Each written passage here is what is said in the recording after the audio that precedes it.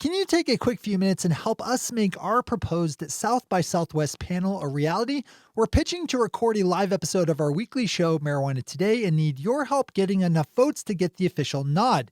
You can swing over to panelpicker.sxsw.com and search for the term Marijuana Today to find our proposal to upvote. Thanks to everyone who already has and to all of those who will. One more time, that's panelpicker.sxsw.com. Search for Marijuana Today. This episode of Marijuana Today Daily is brought to you by our friends over at ease.com, California's top one-stop website for legal marijuana delivery, as well as an option for the same for folks living in the Portland, Oregon area. Good morning, Marijuana Nation. It's Monday, August 12th, 2019, and you're tuned in to episode 774 of Marijuana Today Daily. I'm your host, Shay Gunther, and I'll be walking you through today's marijuana news and headlines. As always, we have a full and busy day of cannabis news in our hands, so let's jump right into it. Thomas Mitchell over at Denver Westword starts off our news week with a great story about a recent appointment made in Colorado by Governor Jared Polis of marijuana entrepreneur and activist Wanda James to the board of directors of his state's tourism board.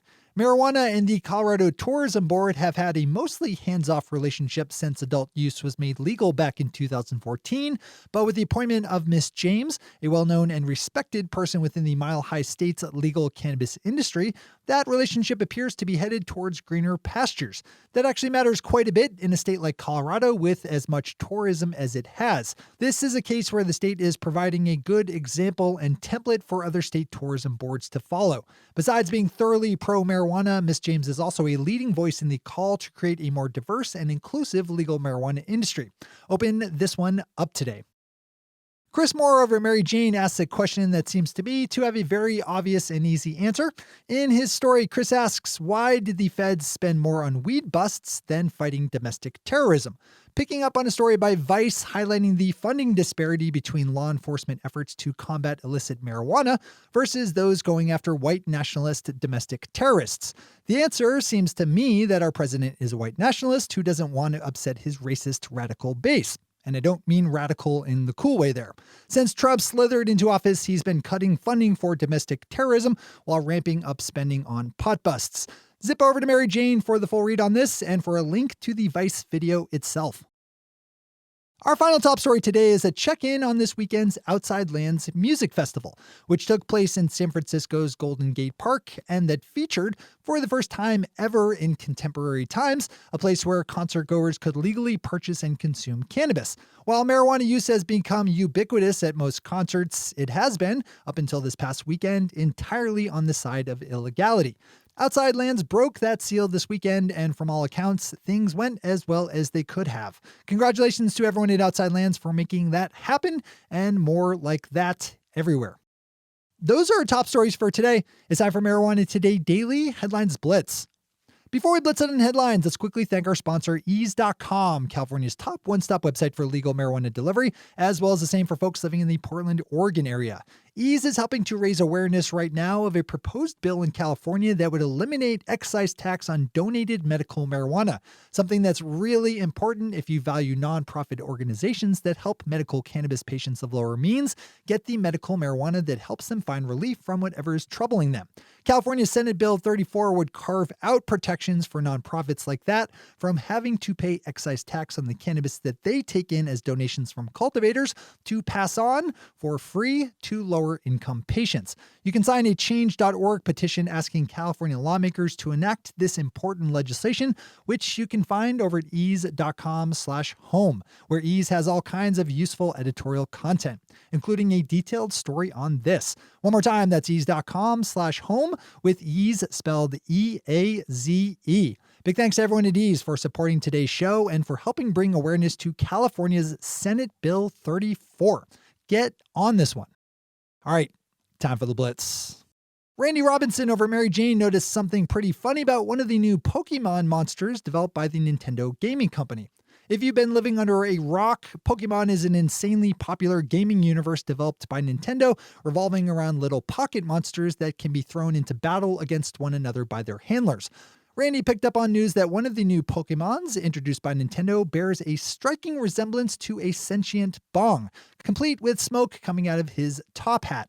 This is one of those stories that you just got to open up to see for yourself.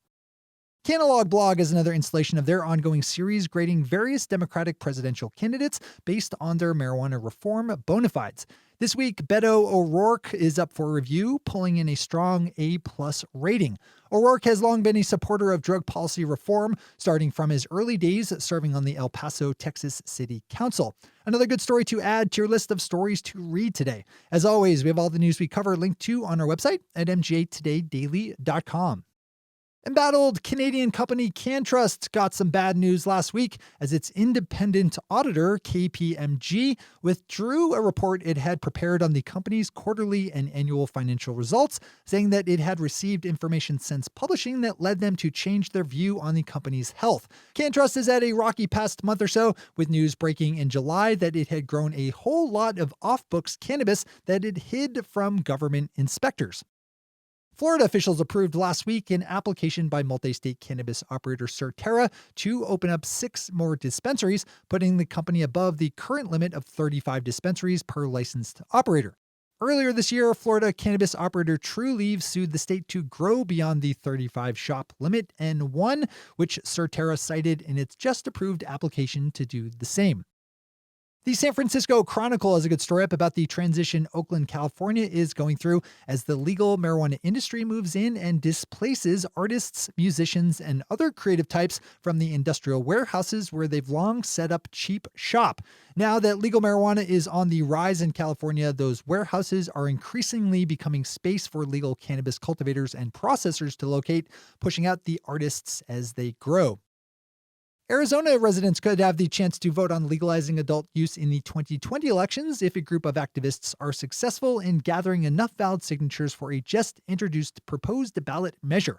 The Smart and Safe Arizona Initiative just announced that it filed on Friday a citizens' initiative to pass fully legal adult use in next year's election. Organizers and campaigners now have to go out and collect 237,645 valid voter signatures by July 2nd of next year.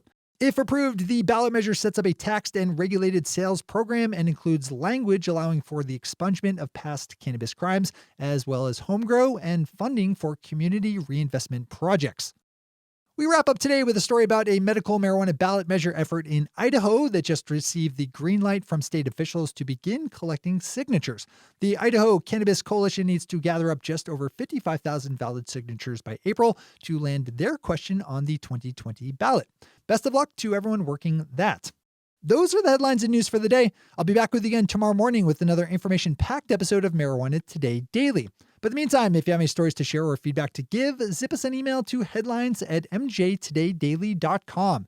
And while you're clicking around the interwebs, swing over to our website at mjtodaydaily.com to find links to all the news we cover. Thanks to our sponsor, Ease, and to all of our awesome Patreon listeners for the support that makes this show possible. To join the lesser ranks of the Patreon listeners yourself, swing over to our website at mjtodaydaily.com and click on that big blue button at the top of the page that says Become a Patron. I'm your host, Shay Gunther. Thanks for tuning in and starting your day with marijuana today. Today.